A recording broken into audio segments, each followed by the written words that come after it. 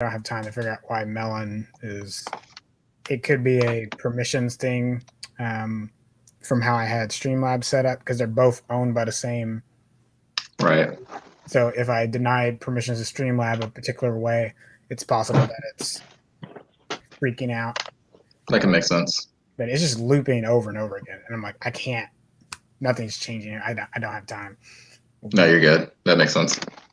We'll be here for 30 minutes trying to figure it out. 4 hours later. Let me throw on headphones.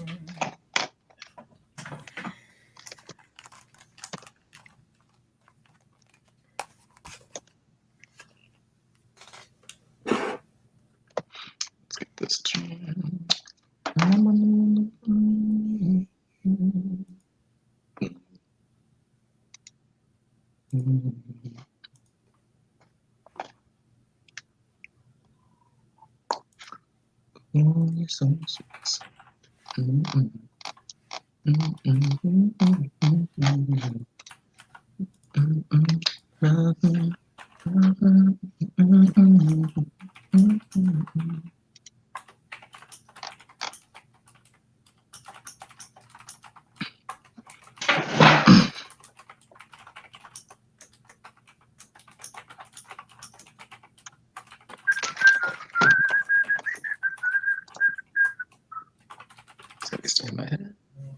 There you go.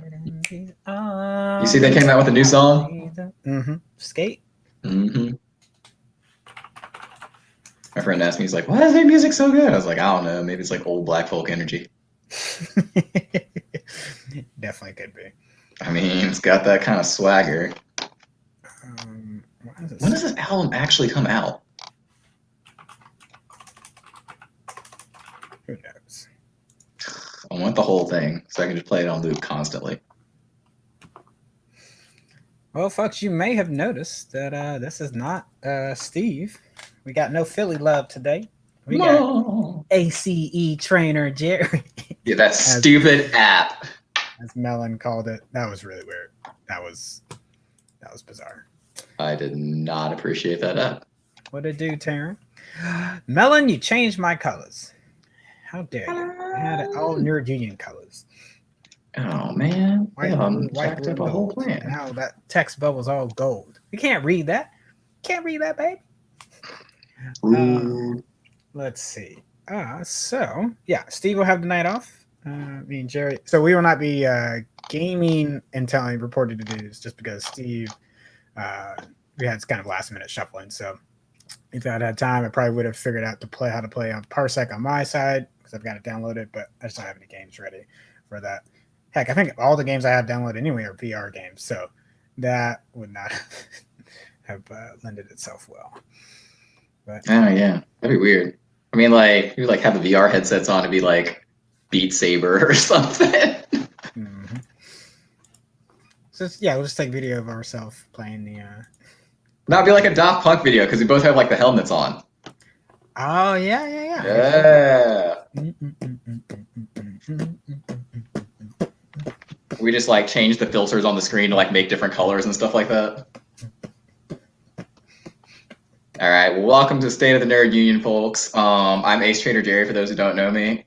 I've just been gone doing parent stuff for a while, taking Steve's spot tonight so we can have a night off.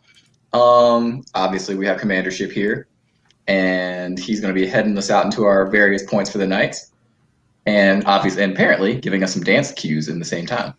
It seems appropriate with the next thing coming up here, because Ariana Grande is taking over Fortnite in August.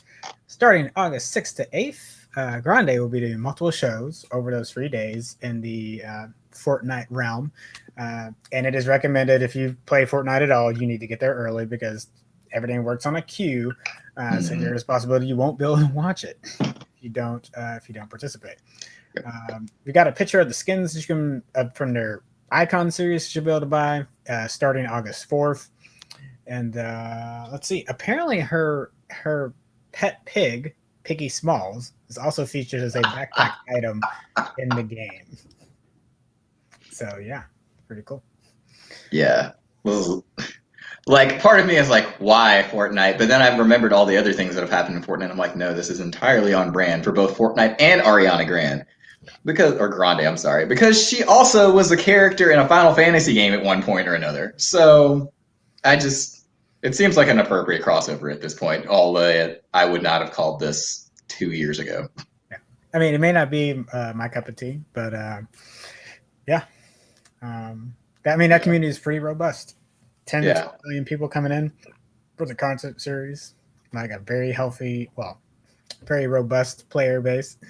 I wouldn't say healthy. Mm-hmm. There can be some toxic Fortnite players. But. Yeah. But here's one of the cool things about this, though. It does give I've liked them doing concerts in this Fortnite setting because of the whole coronavirus, everything that's happening right now, especially with like a variant of it on the rise. It's a nice, safe way to be able to like participate in something like that without having to risk virus. Mm-hmm. So, Taryn, what you talking about? Oh no, I need to pull up that Twitch page so I can see these chats.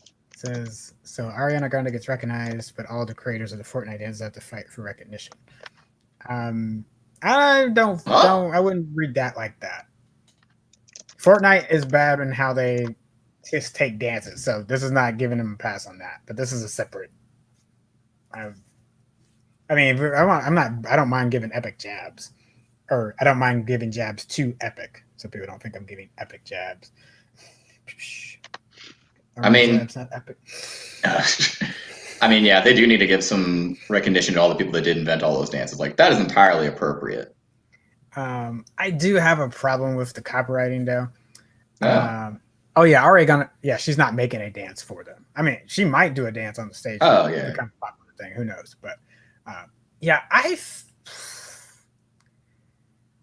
I feel icky about I'll say this super quick just so we don't stay on it too long. You're good. Because like the Single Ladies choreographer wanted compensation or a copyright. I really don't like the idea of copywriting dances. Yeah. Do we need to do a better job of promoting and giving attention to someone that's created that choreo? Yes. But the copyright, there's just something really rubs against me the wrong way.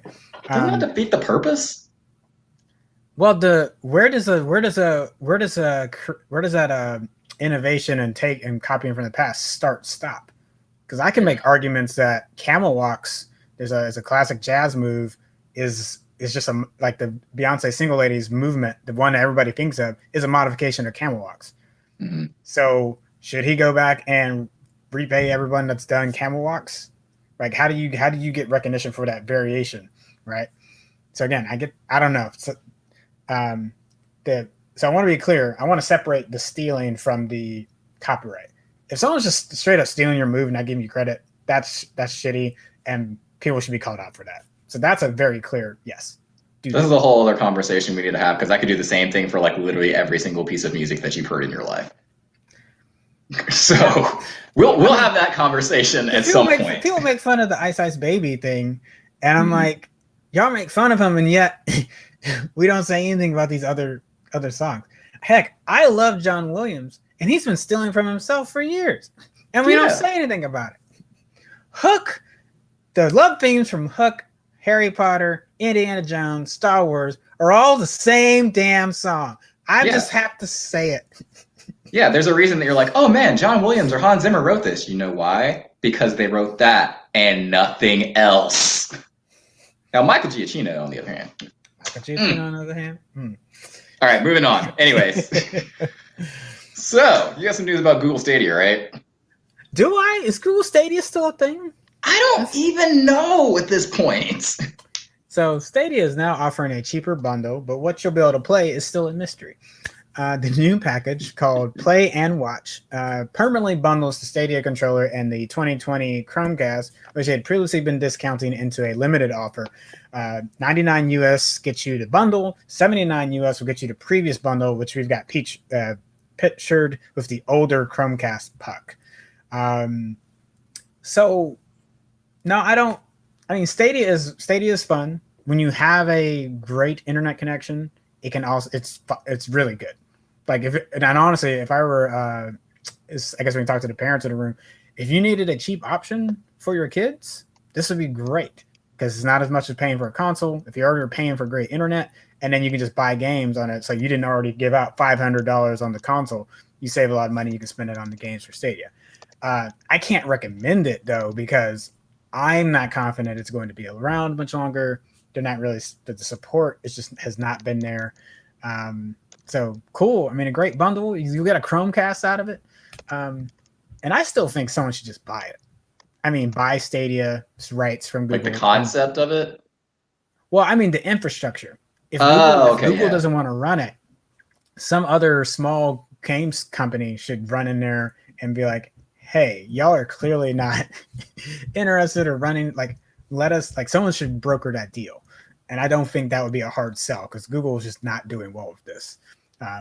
And now Google has a tendency in the past to just give up on projects after everyone thinks they're like, oh, this seems really cool. And Google's like, nah, we're done.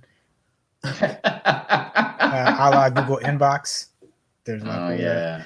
I mean, Google Mail, Gmail is better, but than it was. But if you got to use Inbox, you'll know the pain I'm describing. So yeah, what was the thing? Yeah, the other thing that bugs me about Chromecast, or not Chromecast, Google Stadia, I feel like all the games cost the same as far as I was able to figure out before. Like, why am I going to pay full price for this game on this device, and this device at the same time, when I could just buy a console and do other things, like get a PlayStation Now or like Microsoft Game Pass? Like, I don't see how it's competitive. I mean, I think it's competitive if you don't want to pay for those consoles, but in just the streaming, like versus xCloud, the PlayStation, like what you're saying, PlayStation Now, and even what Google, Nintendo's been offering now, which seems wild to say, but now we can say that and not feel weird about it. Yeah, you're right. Compared to that, it's like if you already have that infrastructure, it makes sense. Like you would not get this. To me, it's a almost budget option, almost, but there's caveats. You have to have good internet. And I mean up and down. It can't just be I've got 1,000 up. It's like you need 1,000 down also so that your inputs go back and they're received well as you're playing the game. So I don't know, Jerry. I don't know, man. That's the thing that's always bugging me about it, because I can play Game Pass from my computer. Like I can go log on right now, go play Game Pass games right now for exponentially cheaper.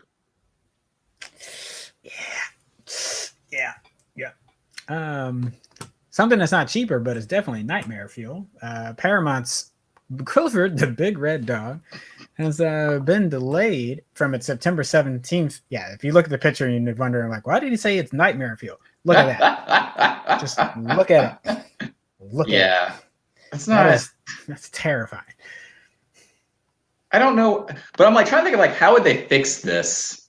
Besides, I guess like make it like more cartoony and less realistic dog-like, but I don't even know. Like you can fix it obviously because Sonic the Hedgehog went back and fixed all their problems, but I would be okay with not having to watch that movie. Yeah, it's being stated as being delayed due to the Delta variant. I would argue it should be delayed just because it's an abomination to the Lord, whichever one you worship or don't worship. If you're a Cthulhu worshiper, sure, like it's an abomination to him as well. It doesn't even look at the shot I gave you. It doesn't even look good in the scene. But again, maybe they cleaned it up in the time they had. So yeah, there are no dates, no word yet if it's going to be on the 2021 calendar at all or get pushed to next year. But we'll report on that once we find out. I don't know how they would fix this, but maybe this will give them some time to like get some feedback. Hopefully people do get them feedback and just be like, no, we don't want to have nightmares about giant dog. Mm-hmm. All right, so this is Taika Waititi, but producer John Davis was given an interview about the recent Rock, Emily Blunt, Jungle Cruise movie over on Disney. It came out this past weekend. It was doing an interview for that and talked about the Flash Gordon movie. So Taika Waititi is creating that, and originally it was going to be an animated movie, and Taika was so adamant that like, you know what? No, I think it's going to be live action, and John Davis agreed. So if you remember the original Flash Gordon, the Queen soundtrack, now no word yet on what this is actually going to entail, how in depth it's going to, like, if it's just a straight up remake from the original movie or the Gordon serials, like, don't know that yet. But Taika Waititi's been on a hot streak recently. So, or what, like the last 5 years, 5 or 6 years? Yeah. Yeah. It's been a while. He's been doing some solid work. Yeah. And again, it's been longer than that, but I'm talking about as far as like him actually, you're right. As far as getting that recognition and getting, now it's like everything he touches is getting greenlit. So yeah, I'm excited. Yeah, ever since Thor Ragnarok, he's pretty much been like golden boy. So I don't know. That's exciting. I want them to have like a dope soundtrack for it for sure. But I don't know what you can do to like get a Queen level dope soundtrack. Like, who would you bring in for that? So this is not saying get Kendrick Lamar. This is not what I'm saying. Okay. Because I don't think it matches. And again, I don't know who's even leading it, but I think it needs to be something like that, because it's like, I don't think the Black Panther soundtrack, well, it might be as iconic as that. We might have to give it some time. Because Flash Gordon, we're thinking about the intro song. I'm not saying the rest of the thing isn't great, but like everyone thinks about that Flash. And so I think you need someone in that. Again, I'm not saying it's got to be Lamar, but I think someone that's gonna like dive into that project and like, somebody who's gonna like take hold of it. Yeah. It's like, you're not just making songs for a movie. It's like, this needs to be like, put some, like, that's the Kendrick Lamar album. That's how I view that album. Is like, that's a Kendrick Lamar album. And it was about Black Panther. So he made an album like, I'm gonna make this about Black Panther. Like, that's what someone needs to do. It's like, make an album that's for Flash Gordon, not just be like, oh, I'm making a movie soundtrack. Right. But I'm not sure. Yeah, I like that concept. I agree. I'm just trying to think of like, who would be good for this. I mean, Daft Punk would have been perfect. Daft Punk would have been perfect. Maybe they'll do a comeback for it or something. I don't know. Man, because the Tron soundtrack. I love that movie because of that soundtrack. That's a perfect comparison. They would have, because those are two movies released similar time frames, similar, not similar musically, but just as far as genre and era, as far as like wackiness and now you're gonna theory craft. Yes, I will. Wow. All right. So James Gunn got ousted from Marvel for things he'd already apologized for, which is the reason he went to DC to do the Suicide Squad, and then Disney realized how dumb that was to succumb to pressure of things that he'd already admitted to, and the things were just a bad tweet. Like, I think people need to remember that too. Like, he made a bad joke back in like the infancy of Twitter. So I bring that up because that's the whole reason that James Gunn is even in the position to talk to DC and Marvel in this way. Yeah. So he has pitched the idea of a crossover Marvel/DC movie. Now, this is not like a huge team. He wasn't like pitching Avengers versus Justice League or anything like that. So before you get your hopes up of like, oh, the epic, but no, that's not what's happening here. Although you never know. Let's see what happens with this first. But he was teasing possibly a Harley Quinn/Groot movie. So kind of get the Suicide Squad members with the Guardians members. I like it. And I mean, he's in both of those franchises. Those are the two that he knows the best. So I don't think that's a crazy idea. No, I think it's pretty solid. Well, the timing of it would be appropriate too, given the introduction of who I lovingly refer to as Danky Kang. His introduction into everything, it opens the door for something like this to happen. Yeah. Also,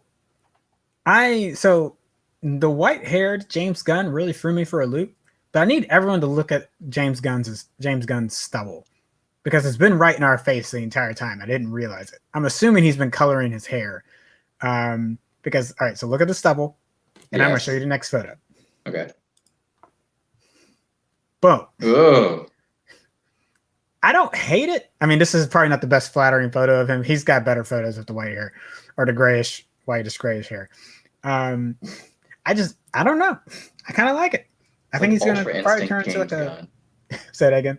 It's like Ultra Instinct James Gunn. I'm gonna put that in the show title. Like, we discussed. We're gonna call this clip now. We discussed Ultra Instinct James Gunn. I'm gonna edit that later. Yeah. Hey James, if this has been your natural hair color, go ahead, baby. Go ahead. It's looking good on you. Yeah, he could rock that. Probably terrify some people, but it's all right. All right. So that was the Cinephile segment. We are going to move on to game time. Game time. So this one is really, and as a GIS analyst, I really like this because I like when people make maps. I like when people put together maps.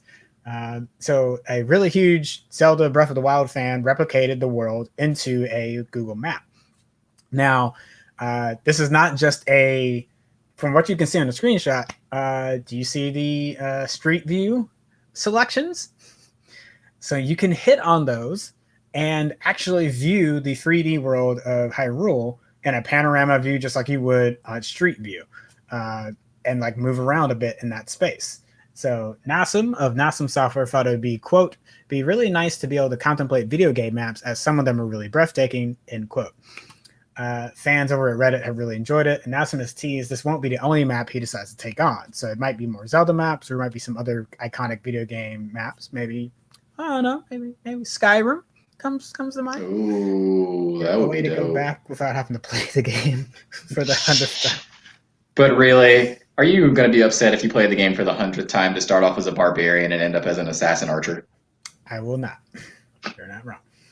So you can check out the map and his explanation behind the scenes over on Nassim Software on YouTube. And I'll actually post the article from Game Rant in the chat. Skip it about. Yeah, that's actually pretty dope. I want to go find this later. So we're definitely add this to the description of the clips that we post tonight. But yeah, I would really love to see this with more varied like video game stuff for sure. Like you could do it with that. You could maybe even do it with like a Metroid game, like one of the Prime games. Mm-hmm. The thing immediately came to mind, but I don't know how you would display it, is a Halo ring. Oh, yeah. That would work. Like, how do you... I guess you could it would just look like one long strip, and you could zoom into pieces of the strip, right? And you just kind of have like at the end of one strip, that's continuing to the other side of it. Especially with the new one, I feel like it would work really well with Infinite, with the way that they're designing it. Right. That would be dope. Dope. Imagine if he did this with all the Mass Effect planets too, though. Yeah. See?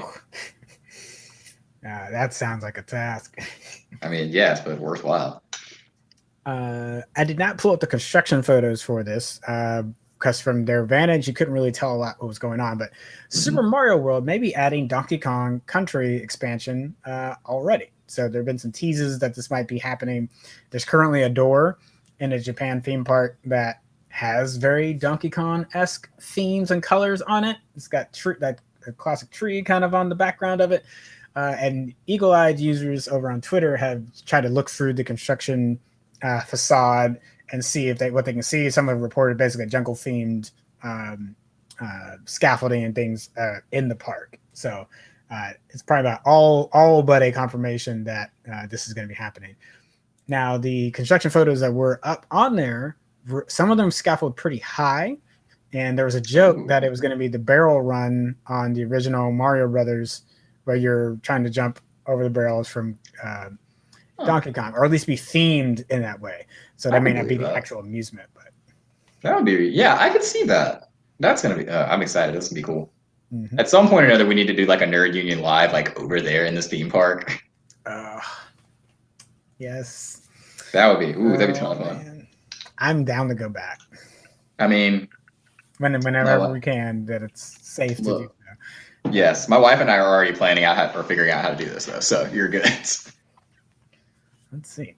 We are going to continue reporting on a topic we started last week with Activision and Ubisoft, but today will be mostly focused on Activision. The quick bits. So we talked about that 1,000-person letter that has now been expanded to 3,200 employees backing that letter and continuing an additional open letter to quote, our company executives have claimed that actions will be taken to protect us, but in the face of legal action and the troubling official responses that followed, we no longer trust that our leaders will place employee safety above their own interests. They claim this is truly meritless and irresponsible lawsuit, while seeing so many current and former employees speak out against their own experiences against harassment and abuse is simply unacceptable. On the 28th of July, after we'd aired last week, they held a formal walkout and work stoppage in solidarity with their affected coworkers, most notably citing that they will not be silenced. Additionally, over 26. Let's see. All right, so we took that number up because we didn't want to confirm it, but so I won't say the number of people that have left, but apparently there's been a lot of employees that have not just done the walkout, but have left the company in the last week. But we don't have a great number, so we'll get back to that possibly next week. Yeah, we can circle back on that. But yeah,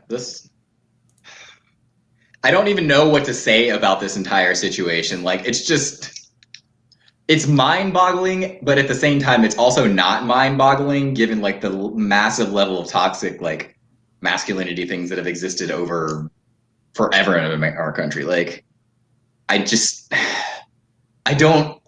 rage is something that I don't know how to put into words about this. And I don't blame all these people for leaving. They should leave. Like, why would you stand for this anymore? Plus, there's also like other good MMORPG games to play like that aren't associated with this company. Like Final Fantasy 14 is freaking amazing for one. Like, there's all sorts of things instead. Yeah. And I don't know. I know money is going to be the ultimate factor that motivates the executives to do like whatever right thing it is, but it still makes me mad. Yeah, I don't think it would just be I think it's one of the hardest franchises that you're asking people to leave. Because I can't imagine if this had been like, I know I was poking on Epic for some like the Fortnite dances and stuff, mm-hmm. like so. But I'm trying to imagine like if this had happened with Fortnite and we needed people to stop playing Fortnite, how many people are really going to do it? Yeah. And it's sad that it's sad to say, like, I just don't know if the gaming community has people's back like this, because, the thing we were talking about last week was this isn't new information. And I have to call myself out. It's like, maybe I read it and ignored it or just didn't hit me. Yeah, like, we never covered this. Yeah. So it just did not hit the community. And I'm hoping it's going to stick now. Mm-hmm. So fingers crossed on that, but I'm hoping that it sticks now and that we don't let this like continue on. But like I said last week, and I'll reiterate, you got to clean house on both. Oh yeah, for sure. Like there's no like just we'll do better. It's like you need to clean house and then rehire. Mm-hmm. And I know that's a painful transition, but I really think in how toxic both of these are, and especially in Ubisoft's case, because it's coming from their headquarters and it's stemmed out across the globe. Like, if you don't do that, it's not going to get any better anytime soon. I'd be curious to see the player base numbers right now for all of this, just to see whether or not those numbers have dwindled as well in order to send a message, but I'm not sure. Although I could probably check by like going and checking the server statuses of some of these servers, but... Mm-hmm. Give me 2 seconds. Oh, you're good. But yeah, nothing's gonna send the message how it needs to be sent unless you have them losing what is valuable to them, basically, at that point. Which Kenny's right; they need to rehire. Basically, the whole system needs to be like revamped. That's gonna take time. But the question is whether or not these people in charge of this will or if their player base just continues to dwindle down and the game just crashes. Like, that's another thing. What did you say?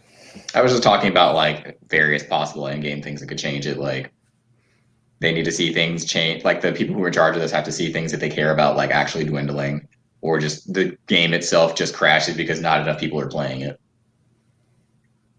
Yeah. or at least at the level that they were trying to sustain it. I could see that happening.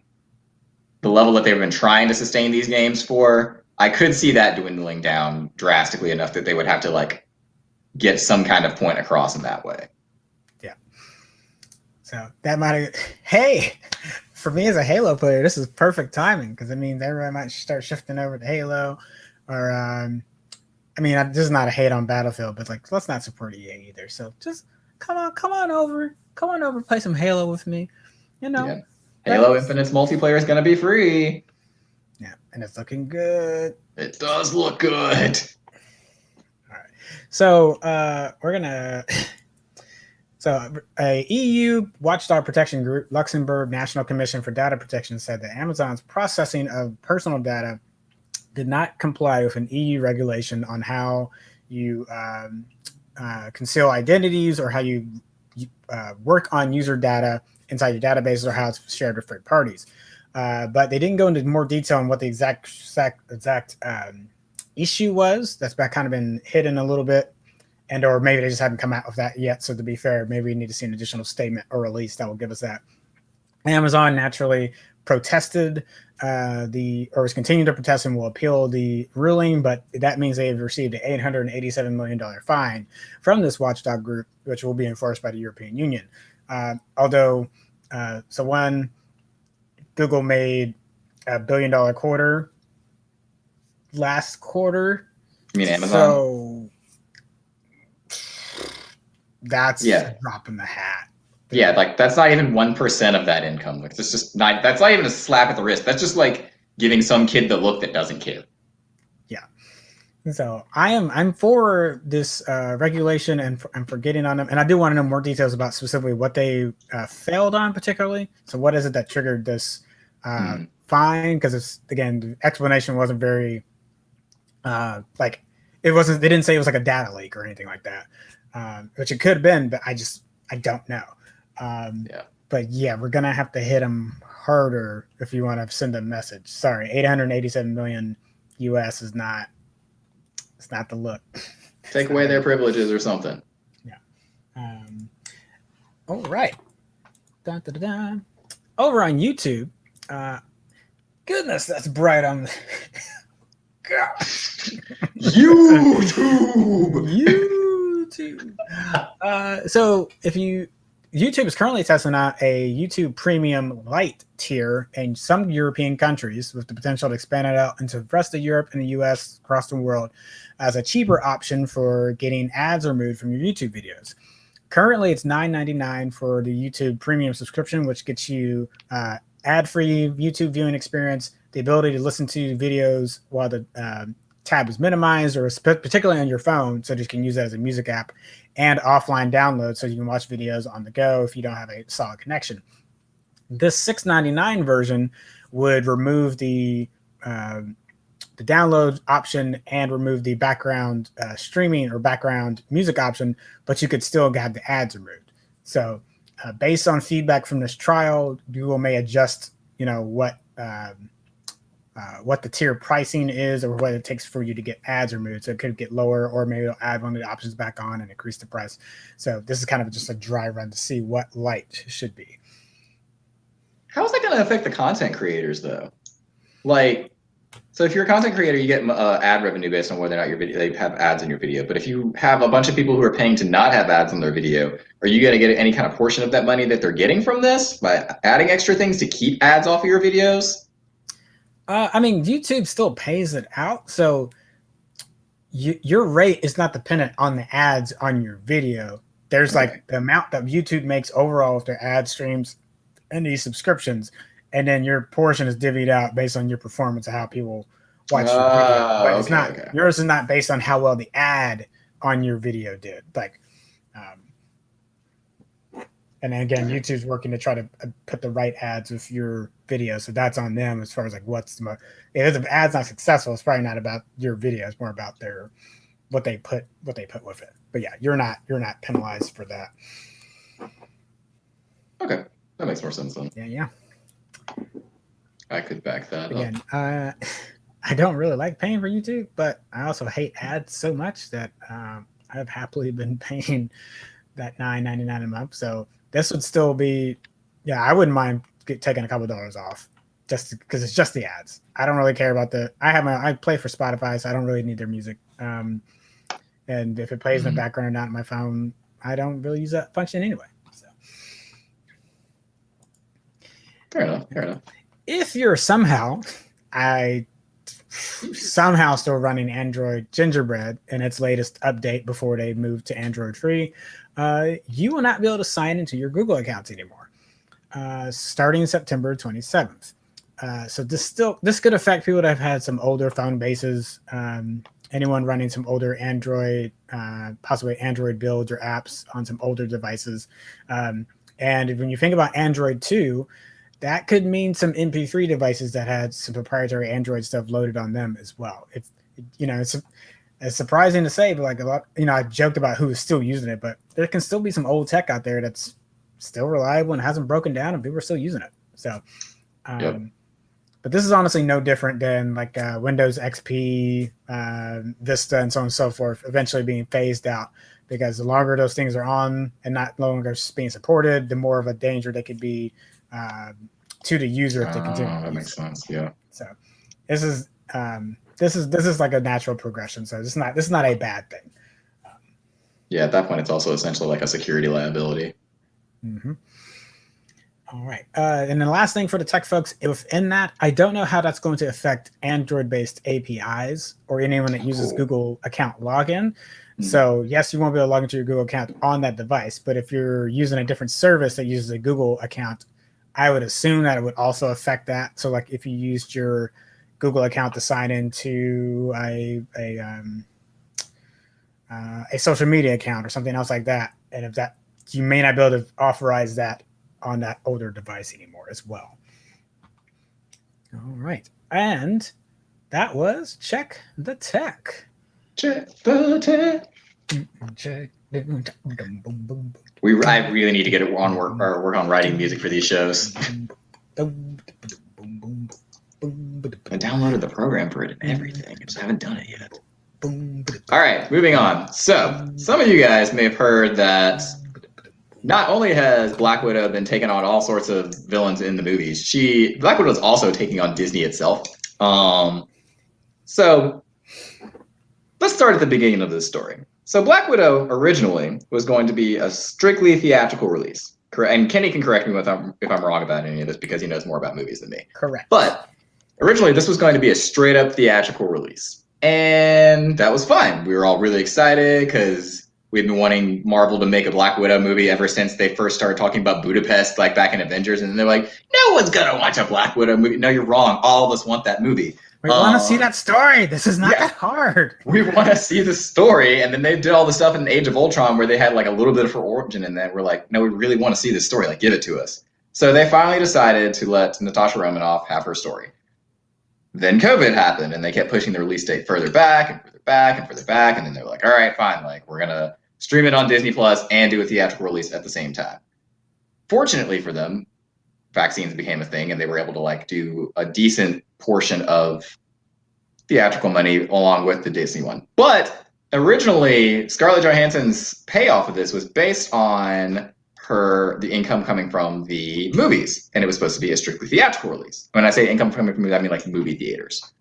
So she's suing them now because that wasn't really part of her original contract, I would assume is how this is going to work. Yeah, the only thing we don't know for sure is whether there was an update to the contract and whether the original contract had streaming language in it, which is probably what I don't think her lawyer would have done this without knowing that for sure. So I'm willing to bet that the contract has a theatrical clause in it. They probably didn't have you might have had a streaming clause for like after like the residuals from a movie. So like, people that get paid extra money after a movie is done with its theatrical release, when it goes to Blu-ray, DVD, goes on Disney Plus, that you'll continue to receive a residual from that. She probably had that in there, or depending on if Disney does that with all the stars. But that loophole might be that the Disney Plus premium doesn't count as like that residual streaming, and it doesn't count as theatrical box office. So in Disney's statement to counter Scarlett, they said that it was kind of what they called a meritless and hang on, let me pull out the quote specifically because it's a little dicey. To me it's inappropriate. You didn't need it. It's saying it had no merit whatsoever, and especially sad and distressing in its callous disregard for the horrific and prolonged global effects of the COVID-19 pandemic. That's taking things to a whole different level that you didn't have to take it. Yeah. Okay. So why did you throw her under the bus like that? Yeah. Kevin Feige, for what it's worth, has come out and said he's angry and embarrassed about the Black Widow lawsuit, saying that he didn't want, actually, let me pull it. So let's see. Hollywood Reporter editor Matt Belloni's newsletter talked about the rift between Scarlett and Disney that made Marvel president Kevin Feige angry and embarrassed. He adds, "Make no mistake, Feige is pissed. He's a company man, but not prone to corporate showdowns or shouting matches. But he lobbied Disney against the day and date plan for Black Widow, preferring the big screen exclusivity and not wanting to upset his talent. And then when the shit hit the fan, the movie started tanking and Scarlett's teams threatened litigation. He wanted Disney to make this right with her." So, and I do need to be clear, litigation and big Disney decisions, Kevin Feige can be overruled. So as much as he gets to run the Marvel division of Disney Studios, I believe this comment wholeheartedly. Yeah, I believe that he's got to toe the company line to a point, but he wants to make sure that his stars are taken care of. So when he says that, I believe him. I don't think he. Yeah, I think he probably was really, really upset.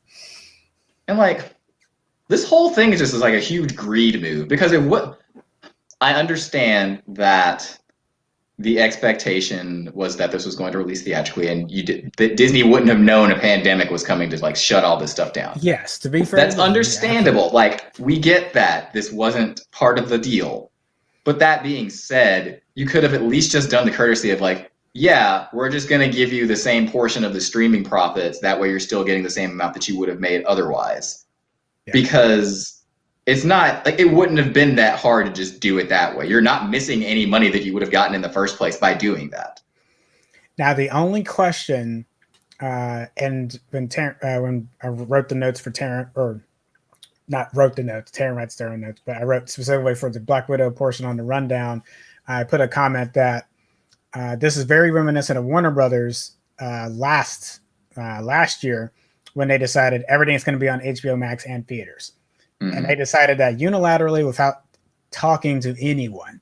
Yeah. So my wonder is, did Disney talk to Johansson's manager and her agent and get this contract renegotiated before they made that decision? Which would also be another big piece to this. And also, I've seen some folks on TikTok, there's a person I follow that's made a good point that they just don't care because it's millionaires versus billionaires arguing with each other. I get that. But I guess I want to back up to let's talk about the first part. One, contract disputes happen all the time. Mm-hmm. And it's not the end of the world. They will get their stuff figured out as far as what them So one, you're right. Disney's comment was unnecessary, wildly inappropriate, and clearly that means the conversations behind the door, behind scenes. If they made that statement, that means conversations behind the scenes really blew up and did not go well. But these disputes happen all the time, and people renegotiate for bigger contracts.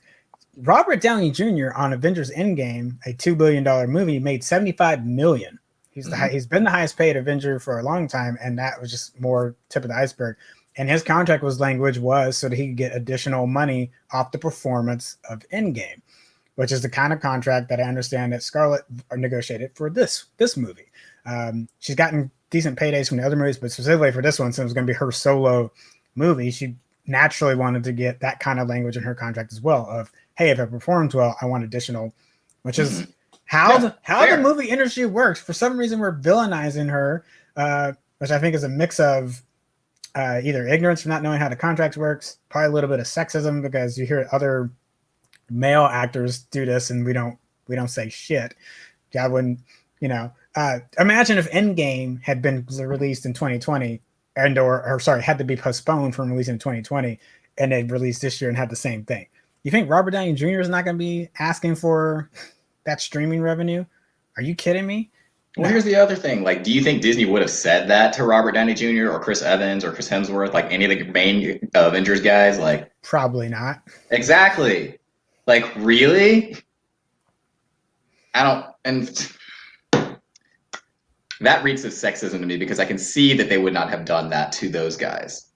And I get that the character is, spoilers for anybody who hasn't seen Endgame, by the way, which I don't know why you haven't at this point, but I get that her character's dead, as far as we know.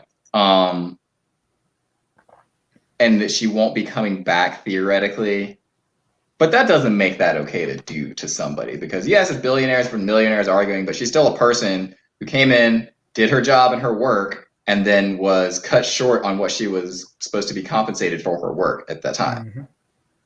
Like, yeah, it's a lot of money, but I wouldn't want that to happen to anybody in general. Yeah. It sets a bad precedent. Like, we really would not be talking about us if it wasn't a woman, in my opinion. I just don't think we would be. And then two, if you pick and choose, like, it's not a big deal because I'm like, no, it is a big deal because that leads to another conversation about the folks that are being underpaid for all of these movies, right? I know if anyone, okay, let's put it like this. If anyone has a right to complain about not wanting to hear this, it's not us. It's the people that are working on this, the CGI houses that are getting not zero, but like minuscule amounts of money. Or if they change the shoot schedule, or if things get pushed back, or if they're like, hey, we need 10 CGI shots instead of 8. Oh, you mean 2 more that we didn't plan for? It's like, yeah, but we negotiated you for this a certain amount of money, so you're not getting any more. Ha ha ha. You know what? No, I'm going to bounce off that for just a second because I've been working, like I do a little bit of work in the film, like various like film stuff, but not like to this scale. And even if they do something like where they're like, oh, we're going to add an extra day on this project or something like that, you know how it works? At least for me as a man who's working in all this, they give me extra pay for the extra work that I had to do. So why are we treating this woman differently in the midst of this?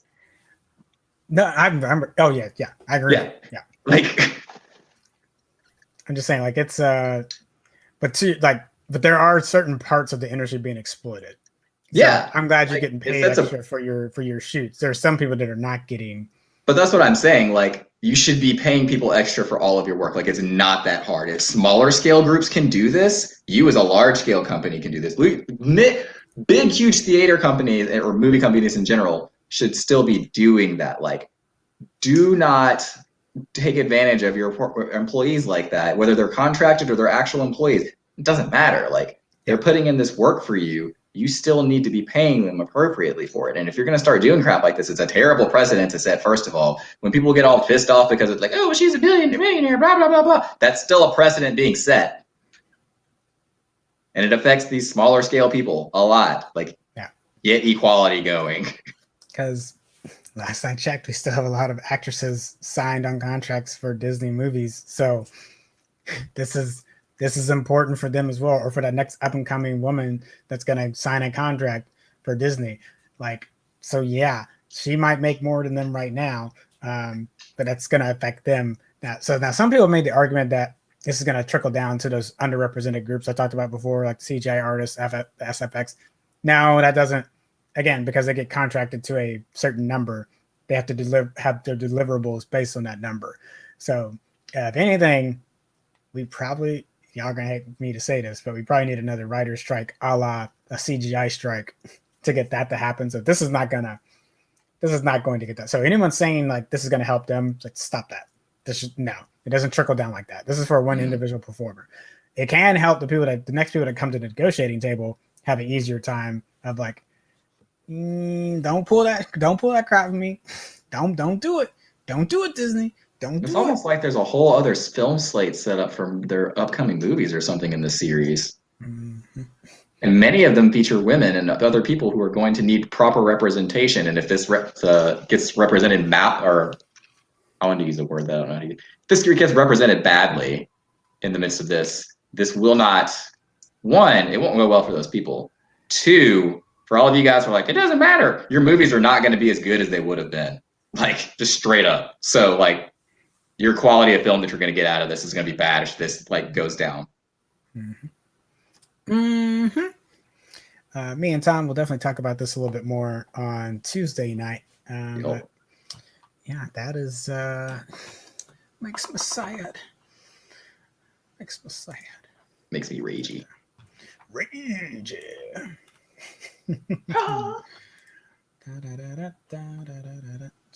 But my hair doesn't turn blonde when I get angry, so. Let's see. I think that was all of our big points for tonight, too. This is dumb. Okay. What was that? I gotta get the Legos. Hold on. Oh, I'm not gonna be able to. Okay, I'll just drop the link in here from The Verge to the show so people can enjoy it. So this will make. I was gonna try to show it, but I did not properly clip it so that we could just show the dominoes happening. So Mark Robber over on YouTube, that's going to be our nerd moment of the week. Did a fantastic Super Mario Brothers mural of dominoes, over 100,000 dominoes. Created a robot called Dominator to individually set the dominoes, so that they could, instead of him having to set it, the robot did it. Did some additional contraptions and things around it, which is really cool. So we'll send a link to that for y'all to enjoy as nerd moment of the week at the end of the show. But coming up with so that's the end of the show tonight. So let's talk what is going on this week. I already said me and Major Tom Tuesday night at 8 p.m. Central. We'll be talking the Black Widow lawsuit. I'm also going to pull some different disputes that have been popping up. Emma Stone. Sorry, I get my Emma's confused. Emma Stone with Cruella. Some other actors that are trying to get back pay on potential streaming revenue that they missed out on. And just describe the current state of streaming versus theaters.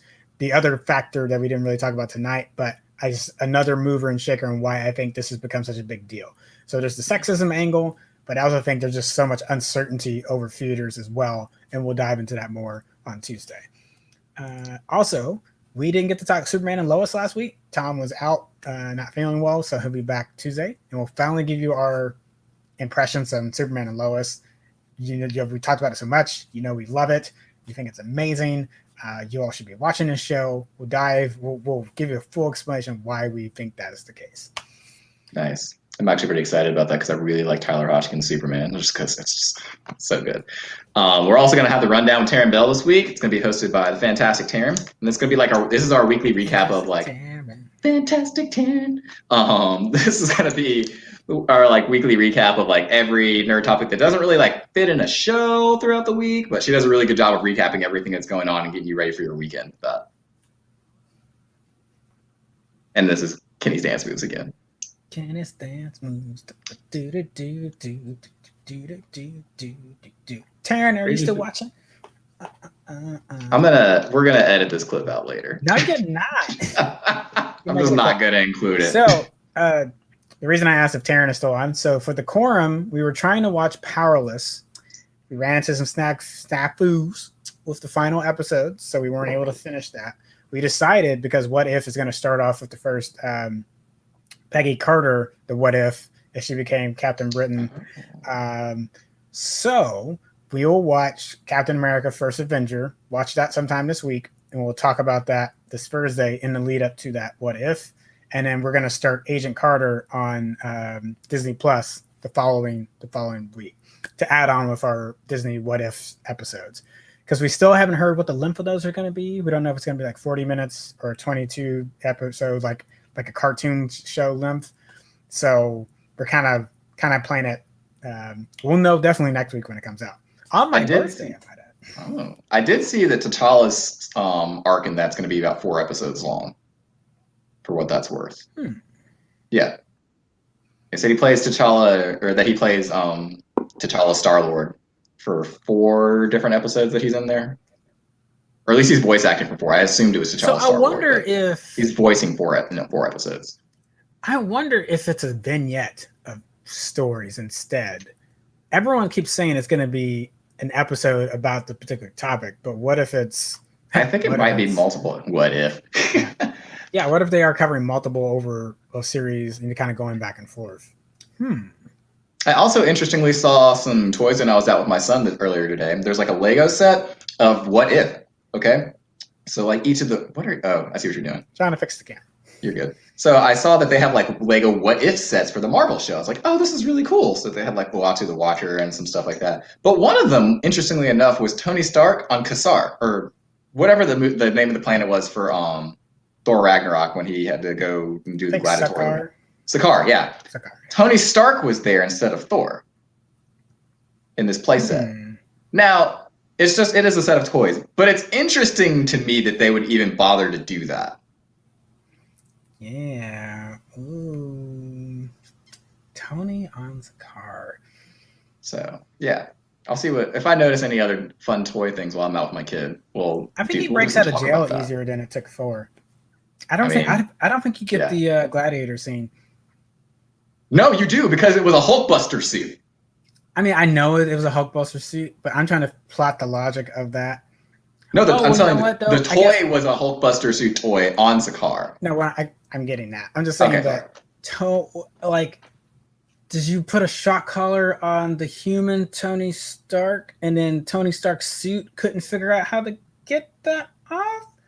Or you're smart enough to hack his tech?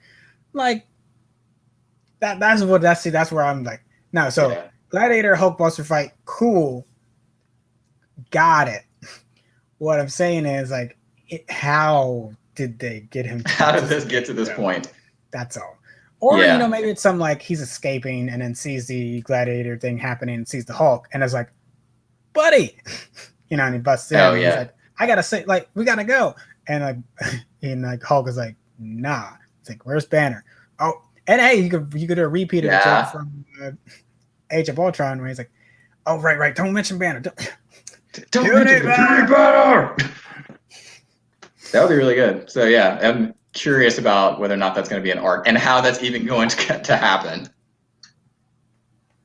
Sorry, that was a sidetrack. What else we got going on this week?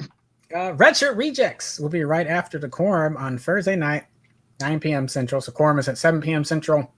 Red Shirt Rejects is on Thursday at 9 p.m. Central. And we'll be discussing Star Trek Insurrection.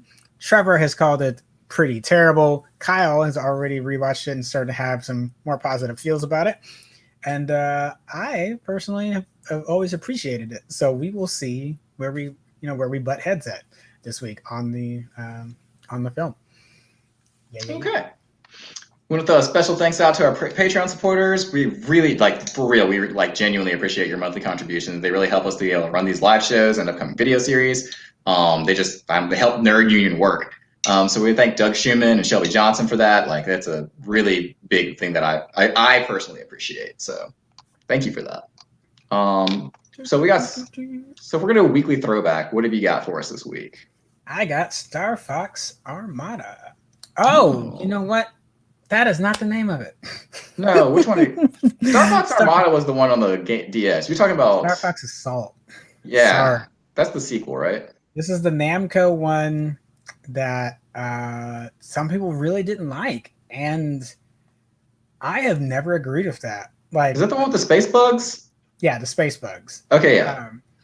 Now there are some clunky things about it. Like getting out to run out as Fox is a little loose. It's never really been a great interface. Like trying to aim around, you're just like, pick a direction. You end up just having to use the lock-on feature all the time. You're just like, okay, I give up. I'm not going to aim it. Shit. I'm just going to lock on all the time. But updated R-Wing graphics, fighting down the rail. Yeah. The game was a lot of fun. Legitimately, it's a ton of fun. Yeah, I didn't get what we were talking about. It's just what is going, this is good. And considering we hadn't got at that point, aside from Star Fox Adventures, which everyone also got upset about, but it's also a really good adventure game. Yeah, it's really good. It's Again, I get that as the platforming, but and also it would have helped Assault if the platforming that we were doing in Assault matched the quality we had in Adventure. But I like I should go back and play Star Fox Adventure too. I should do that. We should do a playthrough of that. It'd be fun. That game's good. But Assault is solid. Again, not perfect. And but what I was gonna say is like, but we hadn't gotten a new Star Fox game that wasn't just a repeat of Star Fox 1.